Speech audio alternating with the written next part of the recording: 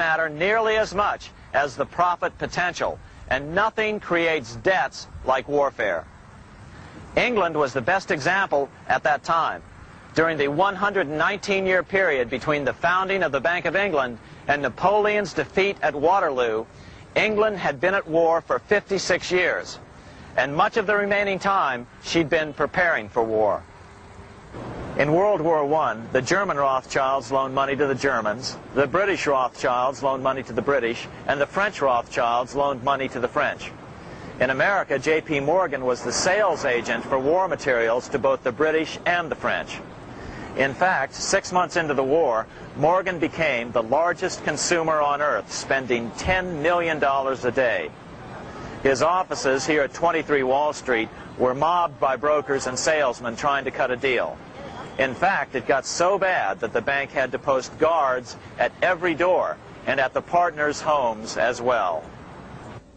Many other New York bankers made out as well from the war. President Wilson appointed Bernard Baruch to head the War Industries Board. According to historian James Perloff, both Baruch and the Rockefellers profited by some $200 million during the war. But profits were not the only motive. There was also revenge. The money changers never forgave the czars for their support of Lincoln during the Civil War.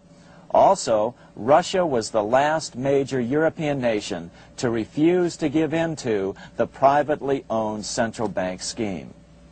3 years after World War I broke out, the Russian Revolution toppled the Tsar and installed the scourge of communism. Jacob Schiff of Kuhn Loeb and Company bragged from his deathbed that he had spent $20 million towards the defeat of the Tsar. Money was funneled from England to support the revolution as well. Why would some of the richest men in the world financially back communism, the system that was openly vowing to destroy the so-called capitalism that made them wealthy? Researcher Gary Allen explained it this way. If one understands that socialism is not a share the wealth program, but is, in reality, a method to consolidate and control the wealth, then the seeming paradox of super-rich men promoting socialism becomes no paradox at all. Instead, it becomes logical, even the perfect tool of power-seeking megalomaniacs. Communism, or more accurately socialism, is not a movement of the downtrodden masses, but of the economic elite. As W. Cleon Skousen put it in his 1970 book, The Naked Capitalist, power from any source tends to create an appetite for additional power. It was almost inevitable that the super-rich would one day aspire to control not only their own wealth, but the wealth of the whole world. To achieve this, they were perfectly willing to feed the ambitions of the power-hungry political conspirators who were committed to the overthrow of all existing governments and the establishments of a central worldwide dictatorship. But what if these revolutionaries get out of control and try to seize power from the super-rich? After all, it was Mao Zedong who in 1938 stated his position concerning power. Political power grows out of the barrel of a gun. The Wall Street, London axis elected to take the risk. The master planners attempted to control revolutionary communist groups by feeding them vast quantities of money when they obeyed, and contracting their money supply, or even financing their opposition if they got out of control. Lenin began to understand that although he was the absolute dictator of the new Soviet Union, he was not pulling the financial strings. Someone else was silently in control. The state does not function as we desired. The car does not obey. A man is at the wheel and seems to lead it, but the car does not drive in the desired direction. It moves as another force wishes.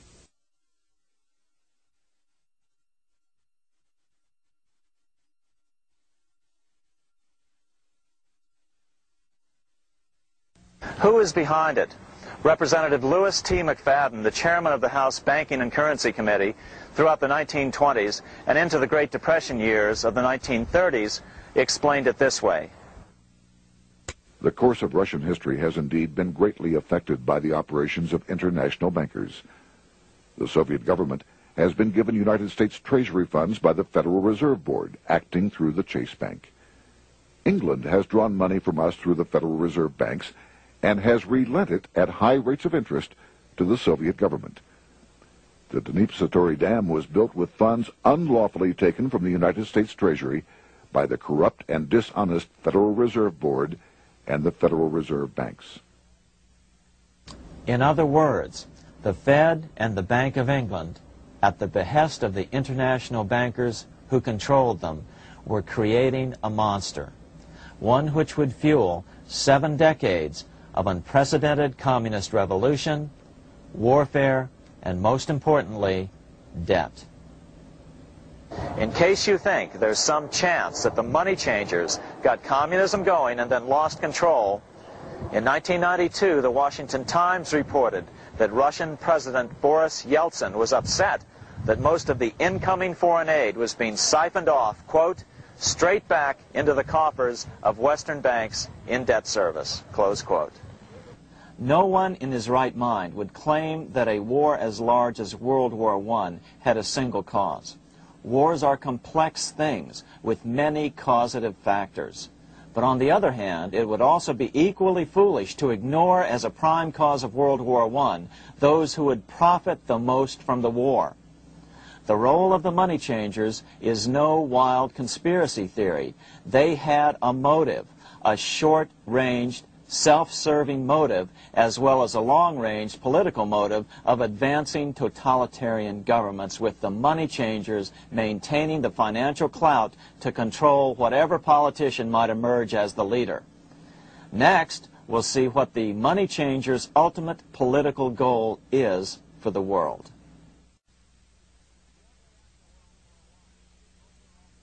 Shortly after World War I, the overall political agenda of the money changers began to be clear. Now that they controlled national economies individually, the next step was the ultimate form of consolidation, world government.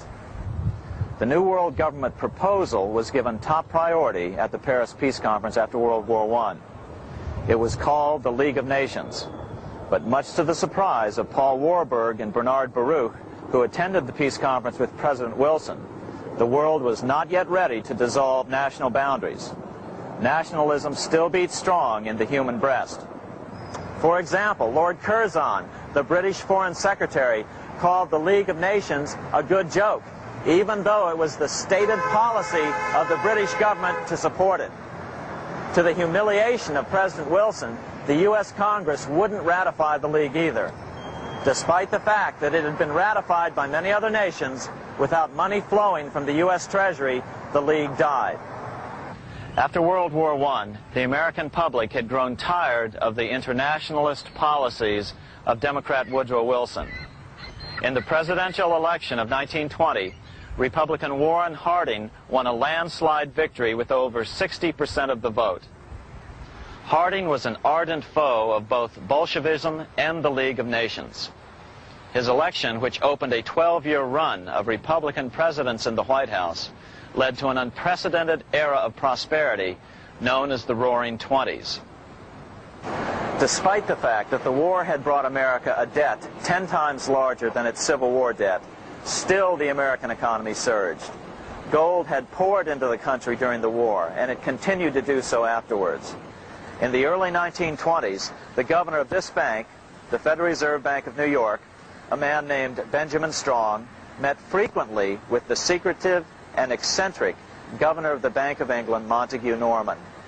Norman was determined to replace the gold England had lost to the U.S. during World War I and return the Bank of England to its former position of dominance in world finance. On top of that, rich with gold, the American economy might get out of control again, just like it had done after the Civil War. During the next 8 years, under the presidencies of Harding and Coolidge, the huge federal debt built up during World War I was cut by 38%, down to $16 billion, the greatest percentage drop in U.S. history. During the election of 1920, Warren Harding and Calvin Coolidge ran against James Cox, the governor of Ohio, and the little-known Franklin D. Roosevelt, who had previously risen to no higher post than President Wilson's Assistant Secretary of the Navy. After his inauguration, Harding moved quickly to formally kill the League of Nations. Then he quickly moved to reduce domestic taxes while raising tariffs to record heights. Now, this was a revenue policy of which most of the Founding Fathers would certainly have approved. His second year in office, Harding took ill on a train trip in the West and suddenly died. Although no autopsy was performed, the cause was said to be either pneumonia or food poisoning.